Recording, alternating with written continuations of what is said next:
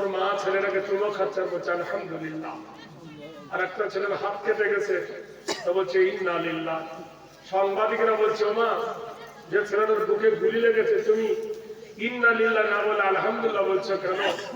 বলছে আমার ছেলে তো মরে নাই, আমার ছেলে কোরআনে হাফেজ। কোরআন পড়তে ছিল সেই সময় গুলি মেরেছে। বলুন সুবহানাল্লাহ। তাহলে আপনাদের কাছে আমাদের কাছে একটা সাহায্য চেয়েছে, কি বলে জানো? যে আমাদের জন্য দোয়া করো। দোয়া করা যাচ্ছে, আমাদের জন্য দাওয়া দাও। দাওয়া মানে কি? ঔষধ।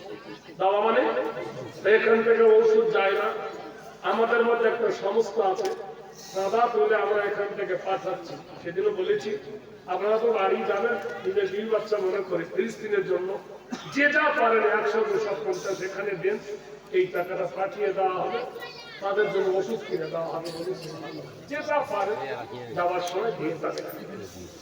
আচ্ছা আচ্ছা দেন, যে যা পারবেন দেবেন। 100-250 আসানা চালানো ফিলিস্তিনদের জন্য যদি কেউ তো ভালো মনে থাকে দিবেন।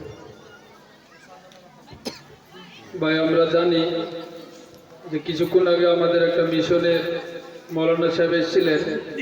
যদি আপনারা কারো সন্তানগুলোকে এডমিশন করতে চান তাহলে এখানে ফর্মগুলো আছে, নিয়ে যাবেন। এবং আমরা প্রত্যেকে মৌলানা সাহেব যে বললেন এখানে সামিল হতে পারেন, এবং আমরা মা বোনেরা আমরা খুব ধীর স্থির ভাবে আস্তে আস্তে করে চলে যাব। যুবক ভাইদেরকে